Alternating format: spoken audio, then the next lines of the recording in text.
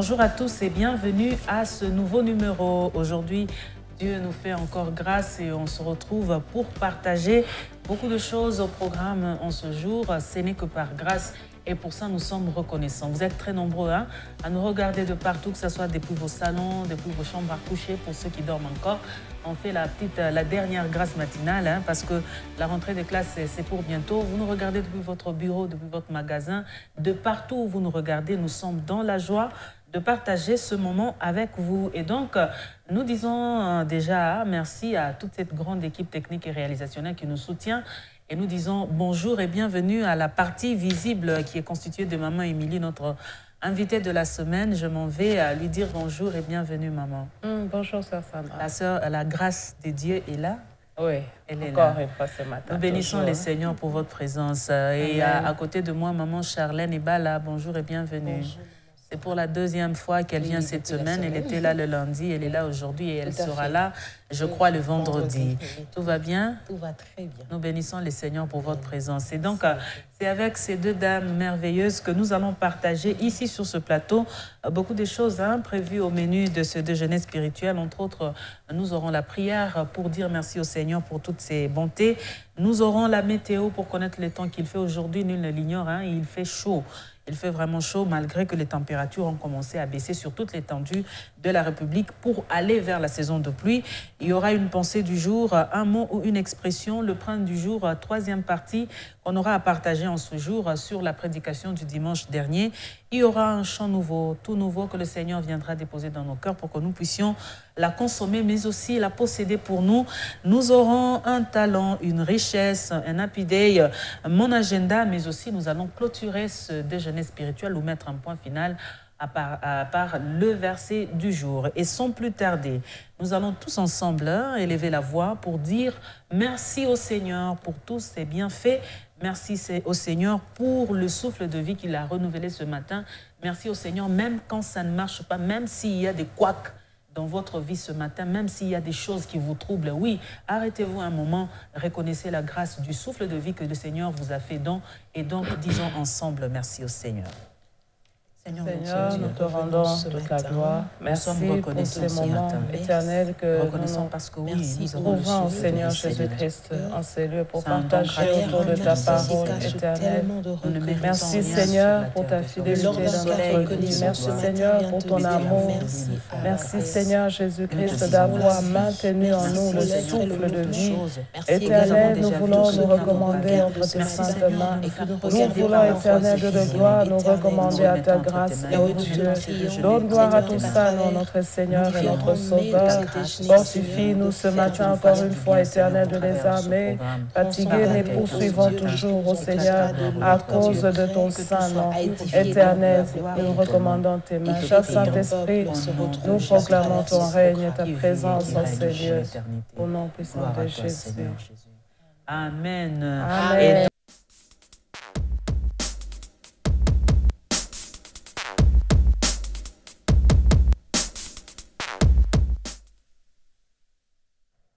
Une pensée de Charles Corbière nous dit ce matin, vouloir être libre sans Dieu, c'est condamner à tous les esclavages. Je crois que vouloir être libre sans Dieu, c'est se condamner à tous les esclavages. Donc, vous voulez une vie libre, vous voulez, moi je veux dire même une vie avec libertinage et sans Dieu, vous voulez exclure Dieu de votre vie. En tout cas, vous vous condamnez à toutes sortes d'esclavagisme. C'est ce que cette expression de Charles Corbière veut nous dire. Alors, maman Émilie, je vais commencer par vous. Aujourd'hui, dans ce monde qui est tant corrompu, où le diable rôde à tout moment, à toute minute et à toute seconde pour chercher à qui faire du mal, si on doit parler de cette pensée de Charles Corbière qui dit « Vouloir être libre sans Dieu, c'est se condamner à tous ces esclavages, tous les esclavages, que pourrions-nous dire ?» Oui, c'est une pensée qui est tout à fait correcte, parce que dans ce monde, effectivement, on ne peut pas vivre sans le Seigneur. Jésus lui-même l'a dit dans Jean 17, qu'il laissait les enfants de Dieu entre les mains du Seigneur. et pour que le Seigneur lui-même nous prenne en charge, parce que nous sommes dans ce monde, mais nous ne sommes pas de ce monde. Alors imaginez que le Seigneur vous laisse dans les mains de son Père, et vous vous détachez. Vous vous détachez, donc vous avez signé de vous livrer dans les mains du diable. Oui. Moi, en lisant cette pensée, j'avais Dieu, je n'avais pas bien lu, j'ai lu plutôt sans prier. Alors, il y a aussi cette pensée-là qui m'est venue tout de suite, la pensée de la prière. Parce que chercher Dieu, c'est à travers la prière que nous cherchons la face de Dieu. Et la Bible nous recommande de prier sans cesse, de chercher la face de Dieu continuellement. Et il y a aussi une pensée dans Marc, un verset qui dit, Marc 6, 46, quand il l'eut renvoyé, il s'en alla sur la montagne pour prier. Il s'agit de Jésus. Oui. Jésus lui-même cherchait Dieu constamment. Il était dans la chair, il était 100% homme, 100% Dieu, mais il a eu beaucoup de temps pour la prière. Et chaque fois qu'il faisait des grandes choses, il retournait pour chercher la face de Dieu, il retournait pour se ressourcer en fait. Moi, quand je suis dans la présence de Dieu, je dis, je suis venu me ressourcer. Si on peut parler en termes banals, on dirait, je suis venu recharger mes batteries. Bien sûr. Parce que dans le monde, je vais les décharger dans l'œuvre de Dieu, je vais les décharger dans tout ce que je fais et je reviens encore pour recharger les batteries. Donc, vivre sans Dieu, c'est vraiment être esclave. On ne sait plus qui est-ce qui nous conduit. Si on n'est pas conduit par Dieu, alors on est conduit par le diable. On reste vraiment esclave. Il y a beaucoup de choses à dire autour. Je veux aussi puiser dans la prière de la semaine aujourd'hui, ce que nous passe en semaine, la prière de la famille. Lorsqu'on n'a pas Dieu dans la famille, on est vraiment dans l'esclavagisme. Parce qu'il y a beaucoup de choses qui se passent ou qui se sont passées dans la famille. Nos ancêtres, on ne sait pas à quoi ils ont dédié nos familles. Oui. On ne sait pas ce qu'ils ont prononcé comme paroles sur les familles, sur les membres de leur famille. Parce qu'avant, les gens ne connaissaient pas vraiment Dieu comme aujourd'hui. C'était des petits dieux, chacun avait des statuettes, chacun pouvait se confier à son marabout, à ceci, cela, et même aujourd'hui dans certaines contrées. Mais si on n'a pas Dieu dans la famille, alors on est à la merci de toutes ces choses-là. Alors il faut chercher Dieu. Chercher constamment Dieu, telle est la pensée de maman Émilie par rapport à cette pensée qui dit vouloir être libre sans Dieu, c'est se condamner à tous les esclavages. Sœur Charlène et Bala, quand le vouloir c'est le désir, on désire être libre et par cette liberté, on écarte la vie spirituelle de nous, on ne cherche pas la face de Dieu, on est dans son coin en train de vivre son libertinage. Mais ici, Charles Corbière vient nous dire que tout ça, c'est se condamner, c'est une façon de se condamner à l'esclavagisme. Alors, c'est vrai. Comme maman Émilie l'avait dit, c'est vrai. C'est une vérité absolue. Vouloir être libre sans Dieu, c'est se condamner davantage. Qu'est-ce qu'on appelle la liberté dans le monde? C'est ça le problème. On est libre quand on ne prie pas, alors que la parole de Dieu nous dit, c'est quand nous connaissons la vérité que nous devenons libres. Mais quelqu'un qui ne connaît pas Dieu, il n'est pas libre. N'est pas libre du tout parce que nous sommes encore sur l'emprise, je ne sais pas moi, de liens générationnels. Nous sommes encore sur l'emprise de mots prononcés en l'air par nos ancêtres, comme maman Émilie a dit, des actes qu'ils ont signés, de pactes. C'est quand nous connaissons le Seigneur que la liberté commence. Donc si nous ne sommes pas dans le Seigneur, nous ne sommes pas libres. Donc ce n'est pas une vraie liberté. La vraie liberté, c'est en Christ. La vraie liberté, c'est dans le Seigneur. Donc si nous ne connaissons pas Dieu, nous ne prions pas, nous ne sommes pas libres. On ne peut même pas se déclarer être libre parce qu'on le voit aussi. On a vu de gens qui ne dorment pas mais qui croient être libres. On a vu de gens qui ne mangent pas comme tout le monde mais qui croient être libres. Ça, ce n'est pas la liberté. La liberté, c'est faire ce qu'on veut. Et quand nous sommes dans le Seigneur, nous marchons dans sa voie. On n'a pas besoin que quelqu'un interrompe notre sommeil pour quoi que ce soit. On n'a pas besoin que quelqu'un nous interdise de marcher à droite, de se lever à gauche. Et c'est ça. La vraie liberté, elle est en Christ. Christ qui nous a affranchis par sa mort et sa résurrection. Il nous a donné la vie de manière éternelle. Mais si nous voulons être libres sans Dieu, rassurons-nous, bien-aimés, vous tous qui nous regardez, en dehors des dieux, c'est l'esclavagisme. Et regardez l'esclavagisme de ce monde.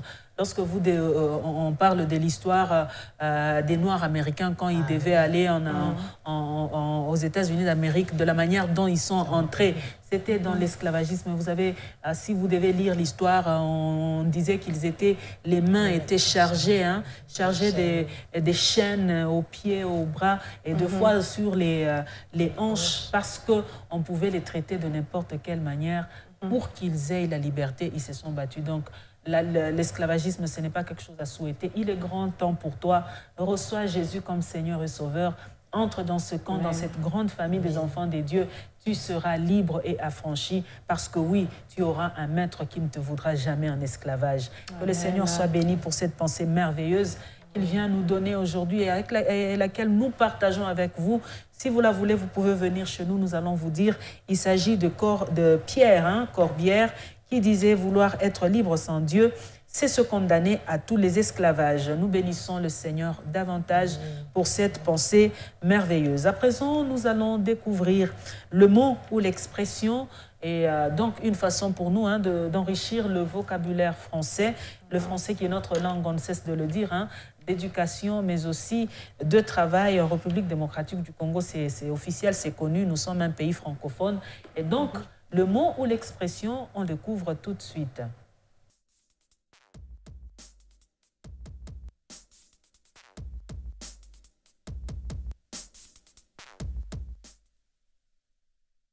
Voilà, c'est une expression. En tout cas, le mot va nous manquer quand même pendant un bout de temps. C'est une expression qui nous dit ce matin « être dans une impasse ». Être dans une impasse qui veut dire simplement se trouver au point mort. Être dans une impasse qui signifie se trouver au point mort. C'est une expression, ce n'est pas un mot, c'est une expression. Moi, j'ai déjà entendu, vous aussi, vous l'avez déjà entendu. Je suis dans l'impasse, cette personne est dans l'impasse, et donc cette personne est au point mort. Alors, si on doit entrer dans les détails, maman Émilie, être dans une impasse, se trouver au point mort, c'est une expression que l'on peut utiliser dans quel contexte ici? Wow, un peu difficile pour moi parce que c'est aussi, je suis en train de découvrir se retrouver au point mort. Se retrouver au point mort. Peut-être se retrouver à bout. On ne sait plus à quel sens se vouer. On est dépassé, limité. Et c'est dans ce contexte-là qu'on peut... En tout cas, je suis dans une impasse. Effectivement, quand on dit se retrouver au point mort, la mort, qu'est-ce qu'elle signifie? C'est un corps inerte, sans vie. Hier, j'apprenais que aussitôt que vous mourrez, déjà, les ongles peuvent se détacher, les poils du corps tombent, les cheveux ne peuvent plus tenir autant d'heures. Et donc, tout est fini. Donc, c'est un corps inerte qui ne peut rien, ni mouvement, ni être. Il n'y a plus ni le souffle de vie. Et ça veut dire, pour cette expression, se retrouver, être dans une impasse, se trouver au point mort, c'est carrément... être sans mouvement, sans être. Moi, j'ai compris ça comme ça. Et toi, sœur Charlène, comment tu comprends? C'est parfaitement ça. Quand on dit le véhicule est au point mort, c'est vraiment à un point où ça ne bouge pas, ça reste là. Donc, on ne sait pas quoi faire. Et quand on se retrouve dans une impasse, ça peut être dans une situation, même dans un débat ou même dans une situation de la vie. Donc, on ne sait pas comment faire. On ne sait pas comment s'en sortir. Parce qu'on entend même les gens dire « Ah, mon cher Edinga, ces derniers temps, vraiment, je suis dans une impasse. » C'est pour dire que je ne sais pas quoi faire de moi-même. J'ai besoin que quelqu'un vienne un peu me secourir. C'est comme un cri d'alarme que nous lançons quand on dit nous sommes dans une impasse. Quand quelqu'un vous le dit, vous devez tout de suite comprendre que peut-être qu'il traverse de moments difficiles et ne sait comment faire. Donc, quand quelqu'un est dans l'impasse, venons à son secours. Être dans l'impasse, se trouver au point mort, qui veut dire se trouver au point mort, c'est une expression que l'on peut carrément utiliser à bon escient, bien sûr, dans notre vocabulaire courant. Et si on devait former des phrases sur ce plateau, quelles phrases on pourrait inclure être dans une impasse? Sœur Charlène. J'aimerais dire pour tous ceux qui nous regardent ce matin que vivre sans Christ, c'est être dans une impasse. Voilà. Pour ceux qui nous regardent ce matin, vivre sans Christ, c'est être dans une impasse. Et vous, maman Émilie, si vous devriez former une petite phrase, que diriez-vous? Je suis dans une impasse parce que je ne sais pas... Une longue phrase. Je vous en prie, allez-y. Je n'arrive pas à démarrer avec les préparatifs de la rentrée. Tout. Par exemple, je suis dans une impasse parce que je n'arrive pas à bien organiser les temps pour faire préparer la rentrée de classe des enfants, par exemple. Et donc, c'est carrément une expression que l'on peut bien utiliser dans notre vocabulaire courant. On se met déjà à l'exercice, élèves. Allez, dès la rentrée ici, épatez vos camarades avec les expressions que nous vous donnons ici, et moi aussi, pourquoi pas. Et donc, on peut le dire et l'utiliser dans notre vocabulaire courant. Mettez-vous à l'exercice pour que le lundi à l'école, là, vous puissiez épater vos camarades de classe. Ils seront étonnés de vous, mais vous aurez un secret, c'est parce que tout simplement, vous regardez les déjeuners spirituels sur la télévision Parole éternelle. C'en est fini pour le mot, ou l'expression, c'est l'expression qu'on a découvert aujourd'hui. On va passer au pain du jour. Pain du jour tiré de la prédication du dimanche 26 septembre dernier, prêchée par le pasteur Guy Amani, dont le thème, c'est que l'on attend d'un DG, d'un dispensateur de grâce, c'est qu'il serve la partie F. Beaucoup de choses à comprendre dans cette prédication, mais beaucoup de versets aussi qui accompagnent la prédication, on vous le dira au moment opportun. On va découvrir le pain, on regarde ce morceau et on revient sur ce plateau pour décortiquer juste après. Le pain du jour tout de suite.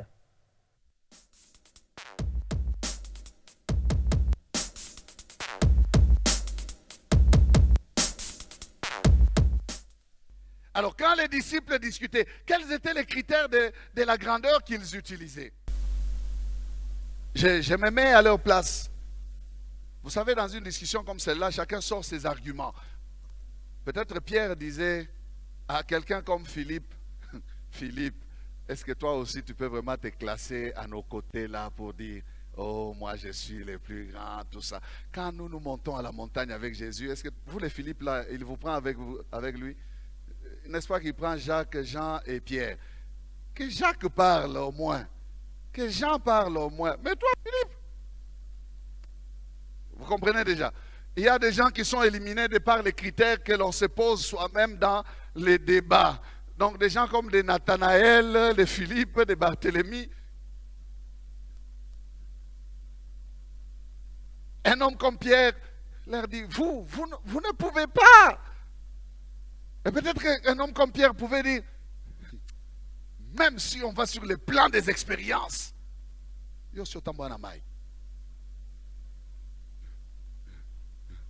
Tu oses parler. Moi, j'ai dit à Jésus, si c'est toi, ordonne que je vienne. Jésus m'a appelé. Il t'a appelé toi. Moi, il m'a appelé, je suis sorti. Wow! J'ai marché sur l'eau. Tu n'avais pas vu. Tu étais dans la barque, tu tremblotais là. Fantôme, fantôme. Laisse. J'ai tranché un problème ici entre un pasteur, un de nos pasteurs, avec un fidèle de l'église.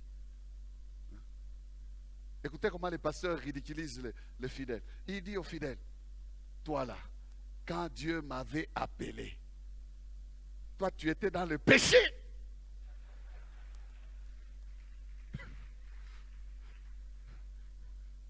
J'ai dit au frère, mais quel sentiment? Toi vraiment. Comment tu oses me parler à moi? Toi, quand Dieu m'appelait, toi tu étais... Ça me rappelle la parole des pharisiens à l'aveugle né. Ils lui ont dit, tu es né tout entier dans le péché et tu nous enseignes. Donc on dit, toi tu oses même nous donner à nous des leçons. Toi un aveugle né, tu ne peux même pas entrer dans les temples. Nous avons grandi dans les temples.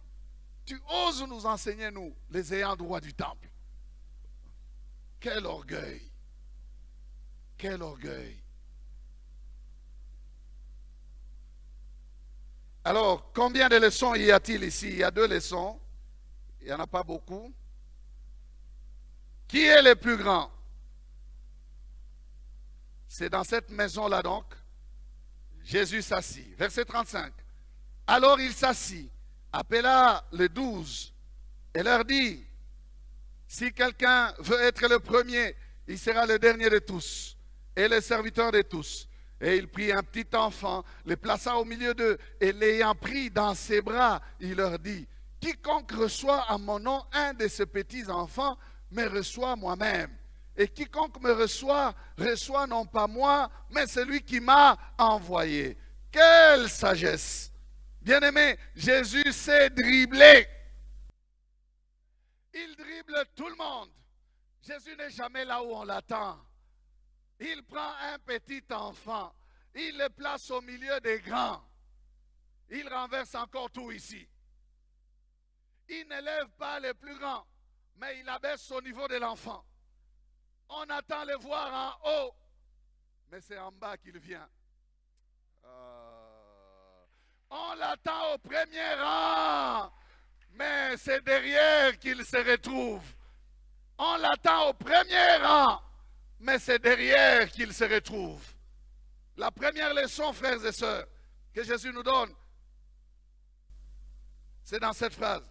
Si quelqu'un veut être le premier, il sera le dernier de tous et le serviteur de tous. Voilà la première leçon. Pour Jésus, le premier n'est pas le numéro 1.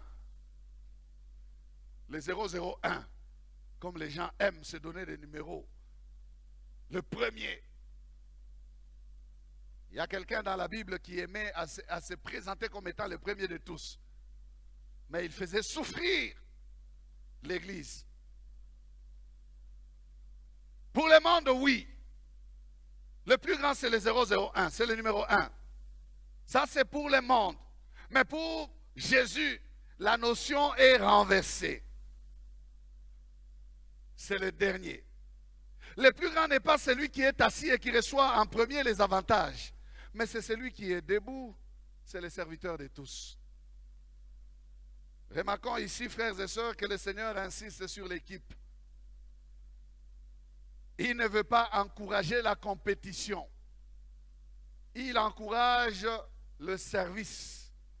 Le plus grand, c'est celui qui réussira à se mettre à la disposition de l'équipe, qui sera en mesure de faire à ce que les choses tournent mieux. Le Seigneur décourage l'individualisation, bien-aimé, de la position.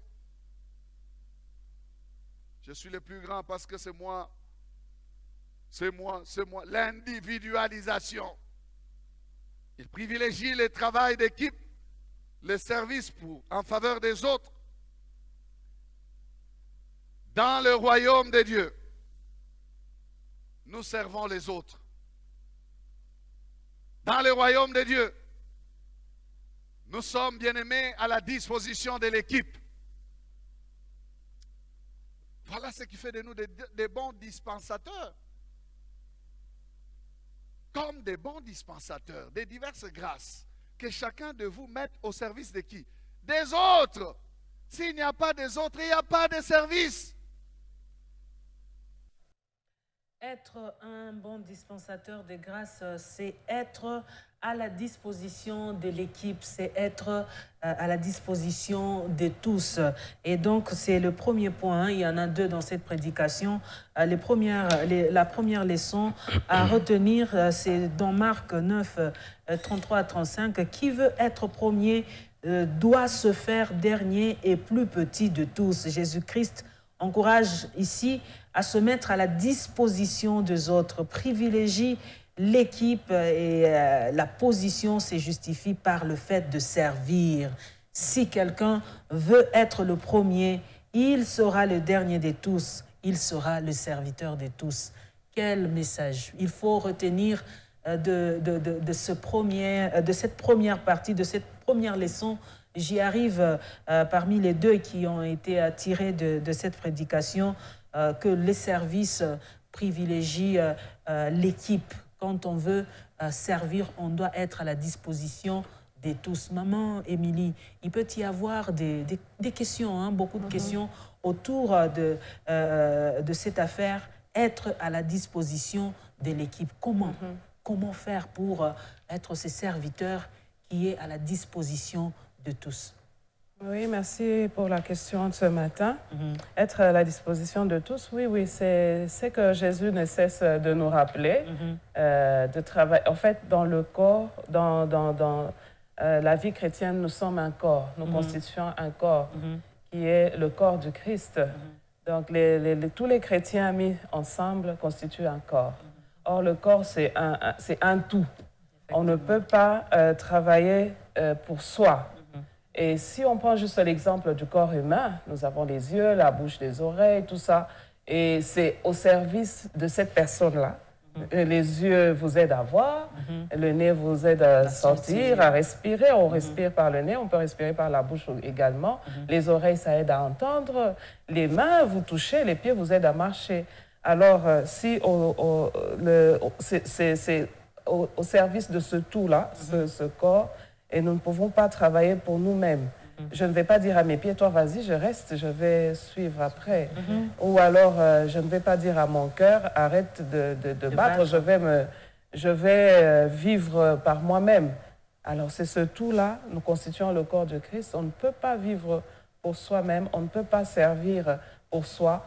Nous devons plutôt être au service de toutes ces personnes pour que le royaume des cieux puisse avancer.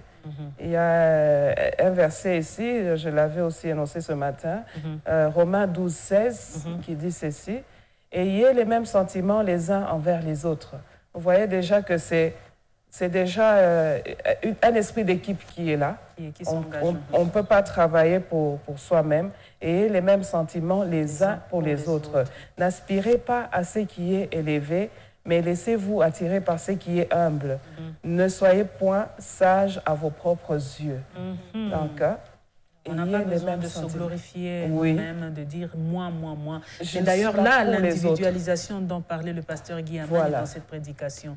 Donc, le moi, c'est carrément, il a appelé ça l'individualisation. Mais comment sortir de toutes ces choses comment sortir de toutes ces choses où l'on doit... Il y a dans l'équipe, généralement, il ne manque pas des personnes qui sont dans l'individualisation. Et comment pouvons-nous ce matin aider ces personnes qui ont la tendance d'individualiser la chose du service ce matin?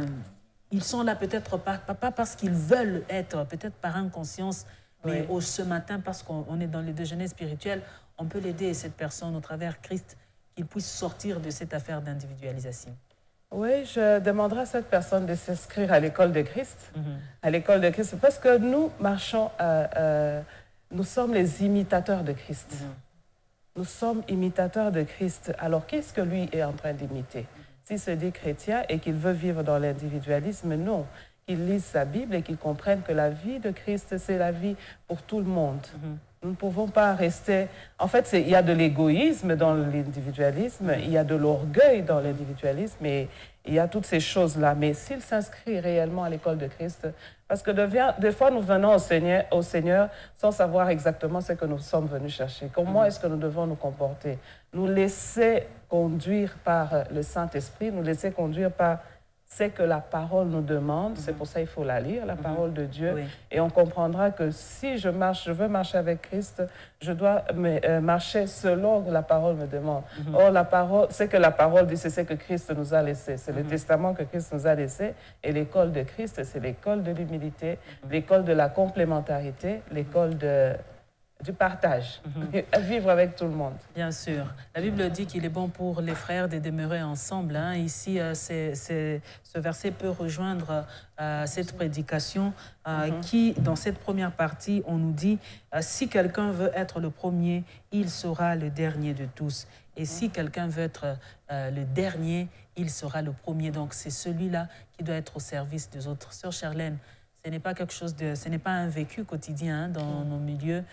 Généralement, personne ne veut être à la dernière place.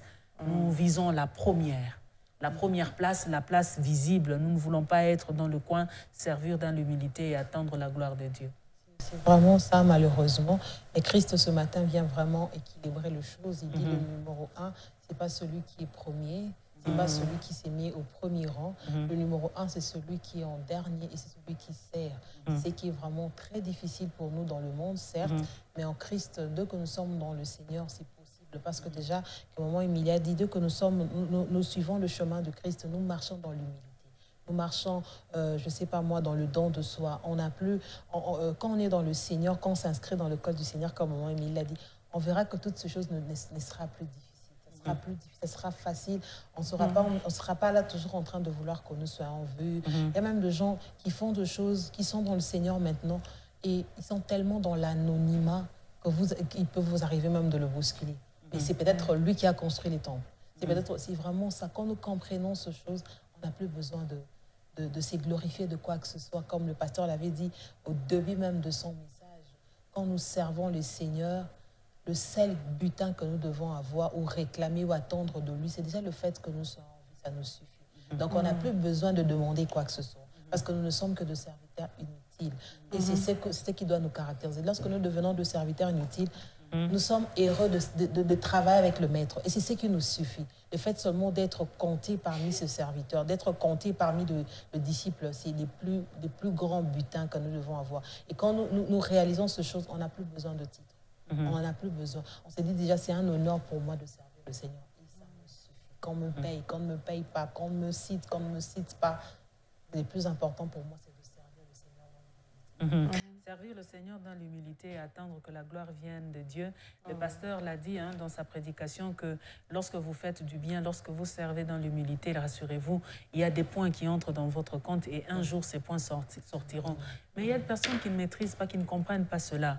Ils veulent voir que, oui, je sers, je veux voir instantanément, aussitôt que je sers, que je vois les résultats de mon service. C'est d'ailleurs là qu'on commence à donner plus de valeur à la chair, aux sentiments physiques. Mais moi, depuis que j'étais dans le coin, plus personne ne me voit. Pourquoi eux, ils s'asseyent devant? On commence à chercher la gloire. Mais en réalité, les principes du monde sont différents des principes du royaume des cieux. Comment faire comprendre à cette personne-là qui a tendance à bouillonner en elle, même si elle ne le dit pas de vive voix, mais ça bouillonne. Mais jusqu'à quand? Je sers depuis 6 ans, mais je ne vois pas, je ne vois pas. Cette personne quelle attitude doit-elle avoir, maman Émilie? Elle doit avoir quelle attitude? Ça bouillonne à l'intérieur, même si ça ne sort pas, mais ça bouillonne. Elle se fait mal à elle-même parce que ce sont des questions qui tournent sans réponse. À cette personne, nous lui disons quoi ce matin dans ce déjeuner? Oui, on attend la gloire, les félicitations des autres alors qu'on vit tous les jours. On attend qu'on puisse être reconnu alors qu'on est en bonne santé. On attend les choses, les grandes choses de ce monde, alors que le Seigneur vous prend en charge tous les jours. Regardez, aujourd'hui, il y a des gens qui sont morts de Covid-19. Il y a des gens qui sont dans les hôpitaux au moment où nous parlons. Il y a des gens qui sont en prison au moment où nous sommes en liberté. Est-ce que ce n'est pas la bénédiction de Dieu? C'est quoi que nous sommes en train de chercher? Les hommes aiment la gloire. Ils veulent être vus des hommes.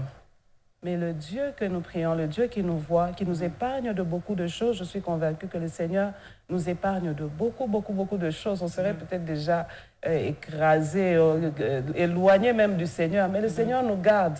Il nous garde. Je ne sais pas qu'est-ce que nous sommes en train de rechercher.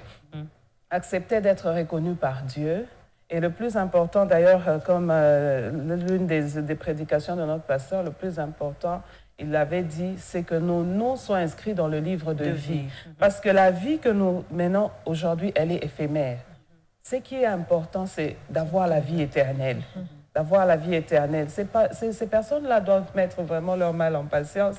Parce que ce que Dieu nous réserve, c'est plus grand que ce que nous voyons aujourd'hui.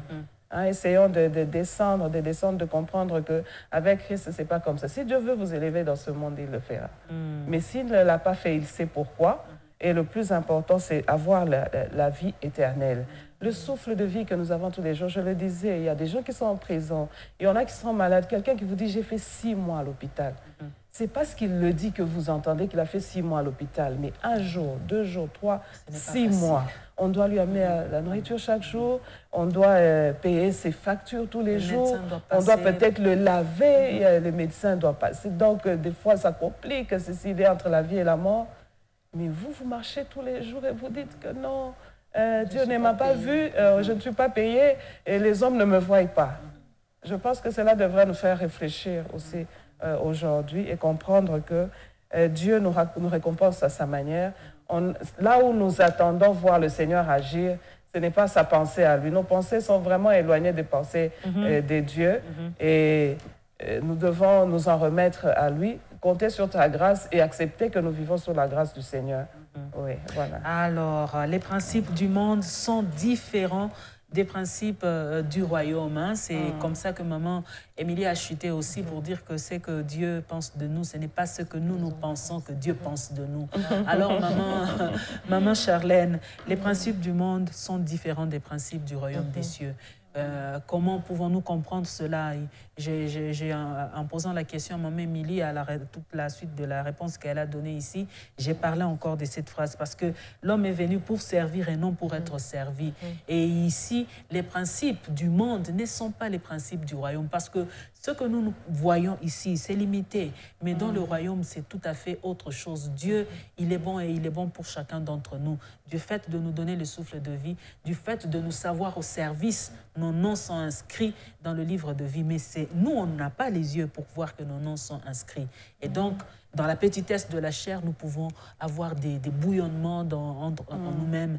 Mais pour Nani, pourquoi, beaucoup de questions sur le pourquoi. Et de fois, il y en a qui ont même arrêté de servir parce qu'ils se sont sentis lésés ici ou là. On leur dit quoi à cela? Nous les encourageons à revenir. Dans la maison de notre Père, il y a de la place pour tout le monde. D'ailleurs, Christ l'a dit, il s'en va nous préparer de place. Et s'il n'y en avait pas, il nous le dirait. Parce qu'il dit toujours la vérité. Ce n'est pas comme dans le monde. Quand nous venons dans le monde, il y a des choses qu'on ne nous dit pas. On peut te dire, non, maman Sandra, tu auras le véhicule, tu auras de richesses, tu vas bien manger. On va te cacher que peut-être tu n'auras pas de sommeil. Chaque nuit, tu dois dormir. Mais Christ, quand nous venons à lui, il nous dit, celui qui veut nous suivre, qui se charge de sa croix, et qui nous suit. C'est vraiment une partie de vérité et ça peut être amer, mais c'est pour te dire que c'est pas ce à quoi tu t'attends. Pour me suivre, il faut vraiment que tu sois armé de beaucoup de choses. Et c'est ce qui fait même la différence entre le principe de ce monde et les principes de Jésus. J'ai aimé ce qui s'est passé, je crois, pas cette semaine, l'autre semaine, où on parlait encore de la prédication au Christ. Il y a des gens qui venaient à lui, qui le rejetait, qui lui-même rejetait, et d'autres qui ne voulaient pas venir, mais il les a choisis, il les a pointés. C'est comme ça que ça se passe avec le Seigneur. C'est pas avec les yeux humains que le Seigneur choisit ses serviteurs. Et donc, le principe de Dieu, c'est le principe où nous ne sommes pas grands. Nous ne sommes pas grands, et la vraie grandeur, ce n'est pas se mettre là et recevoir les honneurs. Et quand nous voulons nous faire grands ou être grands aux yeux de Dieu, il finira par nous écraser. Parce que d'ailleurs, sa gloire nous écrase. Donc quand nous venons à Dieu, nous nous faisons petits. Et nous sommes petits et nous devenons serviteurs de tous. C'est là la vraie grandeur dans le royaume de Dieu. Et pour ceux qui ont arrêté parce qu'ils sont fatigués de voir être humiliés à tout moment ou ne pas recevoir les honneurs qui leur sont dus, on dit qu'on peut revenir encore. Le temps n'est pas encore perdu. Christ est toujours là. Sa maison est toujours ouverte. On peut encore revenir. Il sait comment il nous rémunère. Il est débiteur de personne. Et Christ compte tout. Compte tout. Ça peut être ton service. Si tu le fais pour être vu, je t'assure que tu ne seras jamais vu. Mais si tu le fais parce que tu sais pourquoi tu es là, Christ va te rémunérer d'une manière ou d'une autre. Et d'ailleurs, nous nous attendons tellement à des choses que nous n'arrivons même pas à apprécier le peu que Christ fait pour nous. Déjà, le souffle de vie ou peut-être... la vie qu'il nous donne, c'est déjà beaucoup de choses. Je vais prendre cet exemple dans la Bible. On va voir Léa et Rachel. Léa qui n'était pas aimée, mais elle concevait. Alors que Rachel qui était aimée était stérile. Léa était tellement focalisée sur l'amour de son mari qu'elle a oublié même qu'elle mettait au monde. Alors que la joie de toute femme quand elle entre dans son mariage, c'est mettre au monde. Elle était tellement focalisée pour que son mari l'aime qu'elle a oublié qu'elle avait déjà reçu une grâce parce qu'elle mettait au monde. C'est souvent ça, tellement que nous sommes focalisés à que Dieu nous donne, je ne sais pas moi, une Range Rover, mais quand il nous donne une marque tout, on ne sait pas le glorifier. Nous, tellement qu'on s'attend seulement à rendre. Donc, commençons à apprécier d'abord ce que Dieu nous donne, qui nous différencie des autres. Et nous verrons que nous serons à l'aise dans sa maison et personne ne va nous vexer. Commençons par apprécier ce que Dieu nous donne avant, au lieu de chercher ce que nous voulons que Dieu nous donne. Hein, gloire à Dieu. Et donc, Maman Émilie, pour peut-être terminer avec le morceau de pain d'aujourd'hui, de ce pain, par rapport à la question que j'ai posée à la sœur Charlène, sur les personnes qui ont arrêté de servir parce qu'ils ne se sont pas fait remarquer par ceux qui étaient autour d'elle. Mais ces personnes, sœur Charlène vient de leur dire ici qu'elles reviennent pour servir. Mais elles peuvent avoir des raisons selon lesquelles quel sera le regard des autres sur moi aujourd'hui. De quelle manière ils vont me regarder? S'ils me posaient des questions sur pourquoi j'étais partie, comment devrais-je répondre? Il y a beaucoup de questions. Ouais. J'en ai rencontré des personnes qui étaient dans le service, qui ont arrêté pour une telle ou telle autre raison, mais à qui je dis reviens travailler, qui ont posé beaucoup de diagnostics. Et vraiment. si. Mais qu'est-ce que nous pouvons leur dire ce matin? Je dirais que ce ne sont que les pensées qui viennent de la personne elle-même. Au contraire, moi je pense qu'en tant qu'enfant de Dieu, quand une personne a disparu comme ça, c'est qu'on attend, c'est qu'elle revienne. Et lorsqu'elle revient, dans la plupart des cas, bon, peut-être qu'il y a quelques personnes qui peuvent bouder et tout, mais ce n'est pas la bonne attitude. Lorsque une personne revient, il faut glorifier le Seigneur. Il faut glorifier le Seigneur parce qu'il y en a qui sont partis et qui sont partis pour ne jamais revenir et qui sont mortes et perdues pour toujours. Mais quand la personne revient, je pense que la bonne attitude, c'est de bien l'accueillir. Mais pour ces personnes-là qui ne veulent pas revenir parce que, qu'en dira-t-on, elles ont tout faux. Parce que des fois, c'est l'encouragement qui les attend. On glorifie Dieu parce qu'on a vu notre frère ou notre sœur revenir au Seigneur alors qu'elle ne se décourage pas, qu'elle puisse revenir parce que les enfants de Dieu attendent que vous puissiez revenir à votre poste et que nous puissions travailler ensemble. Ne vous posez pas des questions et surtout fermez les yeux, fermez les oreilles. Fermez les oreilles sur tout ce que les gens diront parce que la vie éternelle dépend de vous. Ça ne dépend pas de ce que les autres diront. Alors que les autres parlent ou pas, fermez vos oreilles. Alors ces gens-là, ces personnes-là, peut-être, elles se font seulement des pensées, des illusions et souvent on les reçoit bien. Mais si vous avez été mal reçu, ne faites pas attention à cela. Ne faites pas attention à ça. Focalisez-vous plutôt sur votre objectif, qui est celui de servir le Seigneur pour votre vie. Parce que votre vie, la vie éternelle, en dépend. La sœur Charlène l'a si bien dit. Elle a dit qu'on se focalise sur des choses inutiles, alors que le Seigneur nous a donné ce qui est essentiel. Le Seigneur connaît ce qui est essentiel pour moi. Il connaît ce qui est important pour moi. Pourquoi moi je vais chercher ce que l'autre a? Ou ce que moi je voudrais. Le Seigneur nous connaît très bien. Alors les bras sont ouverts. Revenez pour qu'on puisse se servir ensemble le Seigneur et n'écoutez pas ce que les autres disent. Le message est donc donné. C'est une question qui est venue par rapport au message. Beaucoup se sont découragés. Vous avez laissé la tunique. Vous êtes parti parce que tel ou tel autre n'a pas reconnu ce que vous avez fait. Vous n'avez pas à attendre la reconnaissance de l'autre, de moi, de la sœur Charlène ou de Maman Émilie. La reconnaissance vient de Dieu et rassurez-vous, dans tout ce que vous faites en tant que serviteur, la joie, c'est de savoir que votre nom est inscrit dans le livre de la vie. C'est le plus grand paiement. La vie sur terre est vanité, la chair va mourir, mais l'âme, l'esprit vont vivre. Et donc, à nous de prier beaucoup plus que la vie de l'autre côté soit meilleure. Et pour qu'elle soit meilleure, vous devez vous rassurer que votre nom est inscrit dans la vie. Qu'est-ce que vous faites de votre vie? Vous êtes ce chrétien sur le banc?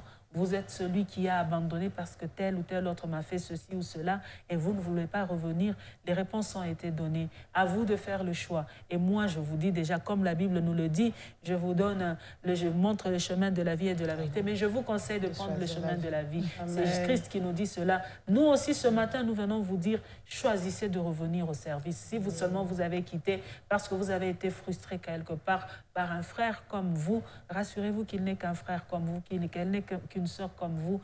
Celui qui compte à vos yeux, c'est lui qui doit compter à vos yeux, qui doit avoir le plus grand prix. C'est Christ lui-même qui est capable de parler au Père et de dire celle-là a servi correctement, qu'elle entre dans la gloire de son Père. Bien-aimés, merci de l'attention que vous nous accordez et je vais vous rappeler ici que vous regardez, hein, pour ceux qui viennent de nous prendre diffusion en cours, que vous regardez le déjeuner spirituel, votre matinale sur la télévision Parole éternelle. Elle passe de lundi à vendredi tous les jours de 8h à 9h30 et en rediffusion à partir de 16h. Et donc, ici, nous étions en train de partager le pain du jour tiré de la prédication du dimanche 26 septembre 2021, prêché par le pasteur Guy Amani, dont le titre « C'est que l'on attend d'un dispensateur de grâce, c'est qu'il serve la partie F ». Si on est arrivé à la partie F, il y a eu des parties A, B, C. C'est qu'il y a beaucoup de choses à dire sur les services. Et ici, moi, je commence à sentir que le Seigneur appelle quelqu'un à revenir au service, mais ceux qui sont dans le service, à travailler correctement parce que ce pourquoi nous travaillons, c'est la joie du ciel. Merci au Seigneur pour ce pain et merci à vous pour chacune de vos participations, de vos contributions à ce déjeuner.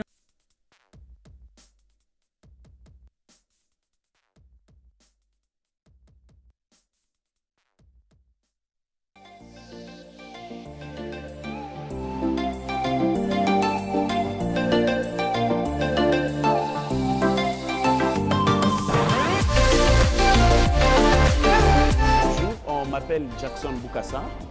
Je suis scénariste, réalisateur et acteur. Et à côté de ça, je fais aussi beaucoup d'autres choses, mais dont je ne me fais pas parler maintenant là.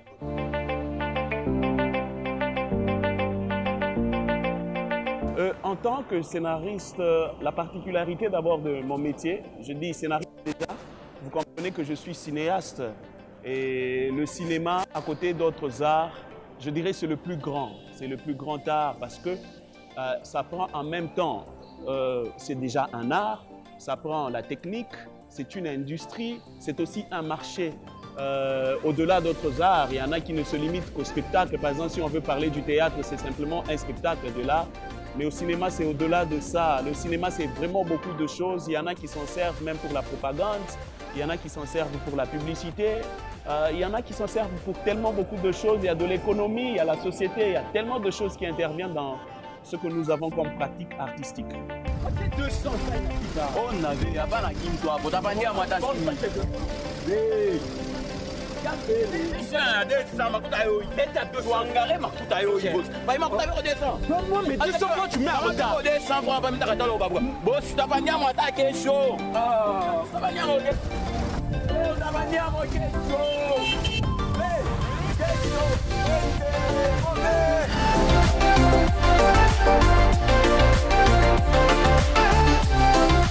J'ai commencé depuis 2008 que j'ai adhéré dans un groupe, c'était Amis des Jeunes, ADJ. Et puis je suis allé à la faculté des lettres et sciences humaines, en fait attiré simplement par le cinéma. Je suis allé donc en L1 et L2, j'ai fait les arts du spectacle. Donc depuis ce moment-là, j'ai fait du cinéma. Donc déjà depuis 2011, j'ai commencé à réaliser des courts-métrages dans le cadre du cours d'initiation au cinéma que le professeur Jacquim Pungu donne aux étudiants de G2SIC à la faculté des lettres à l'université de Lubumbashi. Mais les années qui ont suivi, on a commencé même à faire des courts-métrages aussi avec les étudiants des autres universités où le professeur Jackie est également professeur de cinéma.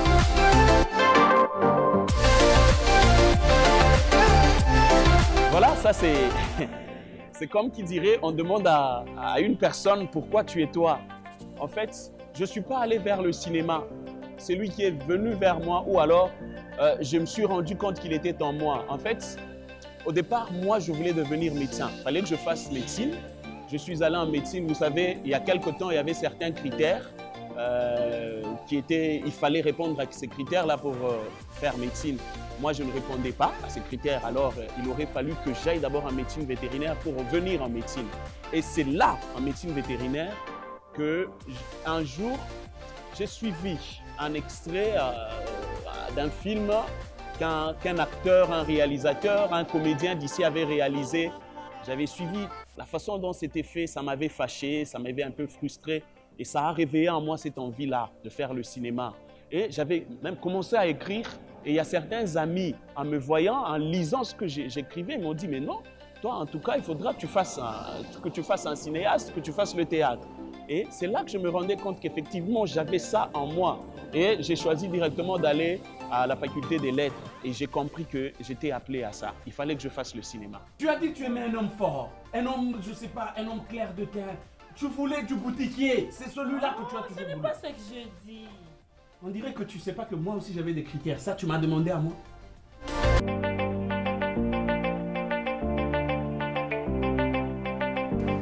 Il y a une chose que j'ai toujours voulu dire.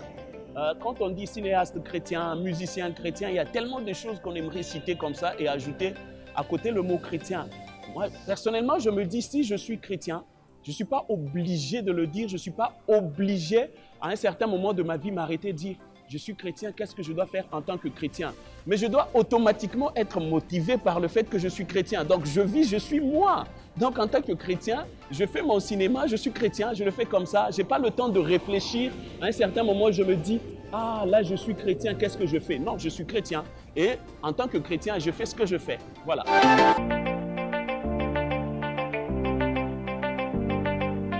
Il y a des projets. Je me dis, le Congo, on nous a toujours dit d'ailleurs qu'il y a plus de 90% des chrétiens. Il y a beaucoup de chrétiens dans ce pays ici. Je me dis, c'est un monde dans lequel nous pouvons investir. Et moi, j'aimerais bien investir dans l'Église, investir dans la vie chrétienne, investir dans la réalisation des films qui apportent un élément dans la vie des gens, l'évangélisation et tout ce qui va avec. Je voudrais vraiment que dans l'avenir, nous arrivions à avoir une industrie cinématographique. Il y a des films que nous suivons sur Parole Éternelle avec les frères Kendrick. Ça m'a toujours édifié. J'aimerais que nous puissions arriver à ce stade-là. Et pour y arriver, il faudra que nous puissions commencer au niveau de l'Église par la formation peut-être des cinéastes, la formation des acteurs, la formation des scénaristes et que l'Église nous accompagne aussi.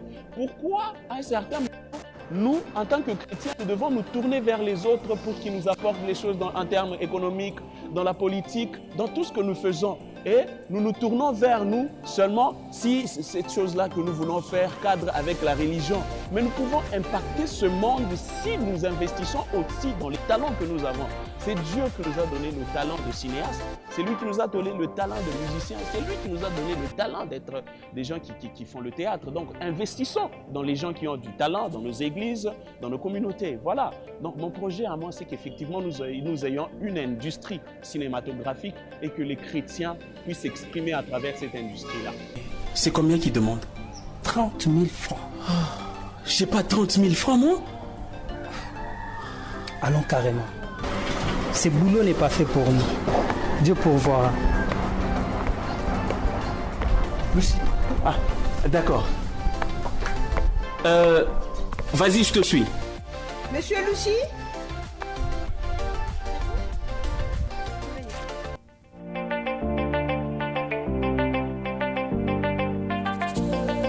Merci beaucoup, frère Idriss. Merci aussi à Parole Éternelle, à tout son personnel et à beaucoup plus à tous les téléspectateurs et les téléspectatrices. Merci.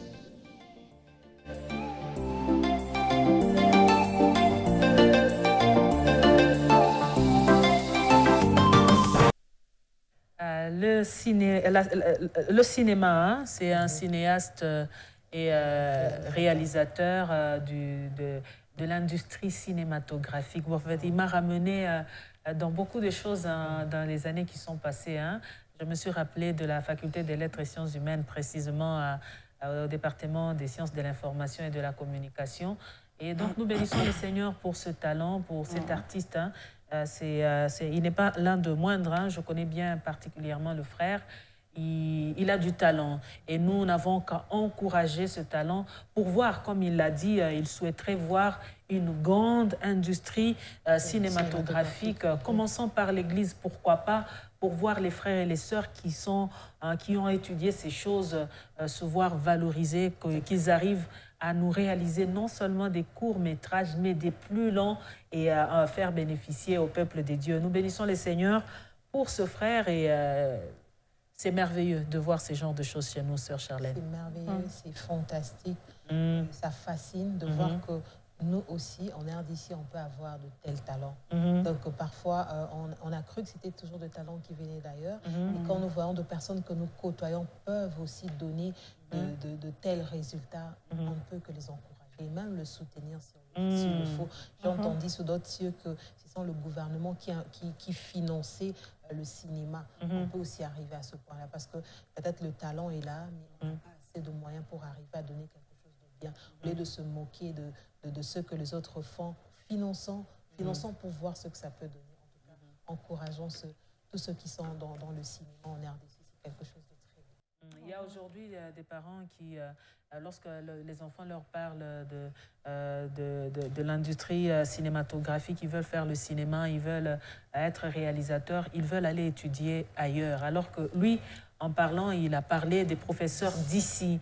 Il a parlé nommément du professeur Jackie Mpungu Mulenda, qui est l'un des grands professeurs en SIC et par qui il a eu le goût du cinéma au travers d'un cours qu'il donne en deuxième graduat SIC. Et Maman Émilie, donc on peut s'encourager à rester chez nous, à étudier dans les universités, dans les écoles de chez nous et y tirer du bon pour en faire usage dans la vie courante. Oui, tout à fait, hein, parce que ce n'est pas tout le monde qui a les moyens d'envoyer son enfant à l'étranger. Et aujourd'hui, il y a beaucoup d'améliorations à l'université, de Lubumbashi particulièrement, les autres universités aussi peut-être, les autres instituts supérieurs aussi peut-être. Mais je sais qu'il y a beaucoup d'améliorations à l'université de Lubumbashi. Il y a 3 têtes chez moi à l'université de Lubumbashi. Et on sent qu'il y a de moins en moins la corruption. Je dis bien de moins en moins. Je ne peux pas dire qu'elle est totalement bannie. Et on peut encourager nos enfants à aller à l'université. C'est par exemple à l'université de médecine. Je ne veux pas mettre les lettres à côté, parce que j'ai découvert beaucoup de choses. Moi, je ne savais pas qu'à la faculté de lettres, on pouvait apprendre les cinémas, on pouvait apprendre ceci, cela. On est en train de découvrir. On apprend le journalisme, on apprend les sciences de l'organisation des entreprises. Il y a beaucoup de choses. C'est vraiment très riche. Alors, aujourd'hui, à la faculté de médecine, par exemple, on ne corrige pas la feuille de papier de quelqu'un avec son nom dessus, ce qui fait que vous ne serez pas influencé. Ce sont des codes maintenant. Les codes, ça nous encourage à envoyer nos enfants. On sait que si tu as étudié, tu vas réussir. Et si tu n'as pas revu tes leçons, ben, 0 pour toi. Nous encourageons vraiment les parents, ceux qui n'ont pas les moyens d'envoyer leurs enfants à l'étranger ou ceux qui n'ont pas cette vision-là, d'envoyer les enfants dans les universités de la place et nous sortirons des hommes tout faits. En tout cas, merci au frère Idriss pour la réalisation de ce talent et richesse. Une rubrique du déjeuner spirituel qui passe tous les mercredis.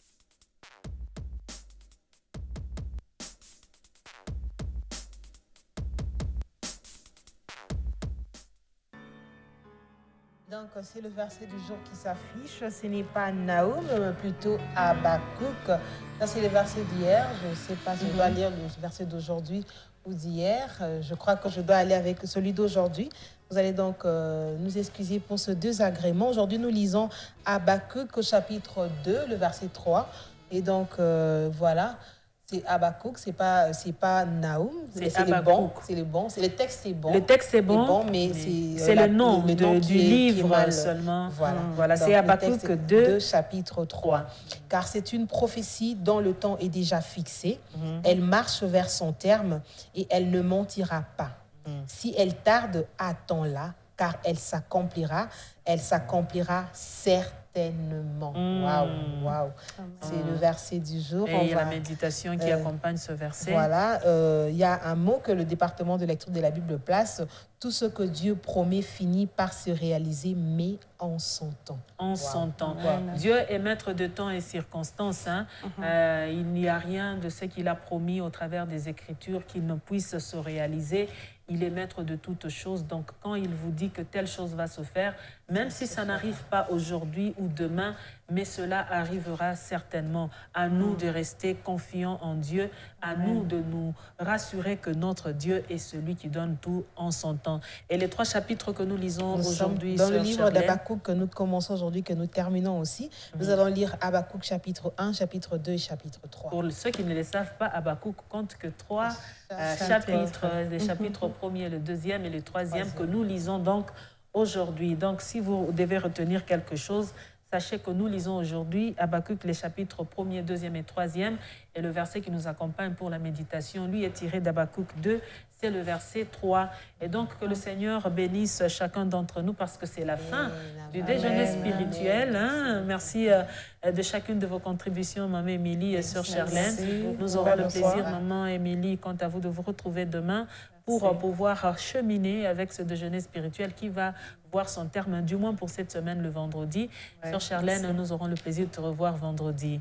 Moi, je serai là par la grâce de Dieu qu'il va renouveler en moi, j'ai la foi, pour pouvoir servir, mais aussi, merci à toi, la grande équipe technique et réalisationnelle, cette équipe que nous appelons les héros dans l'ombre.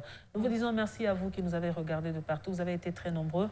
Que le Seigneur vous bénisse, qu'il continue à vous faire du bien, mais surtout, gardons nos robes blanches parce que le Seigneur est à la porte. Amen. Au revoir et excellente journée à vous tous.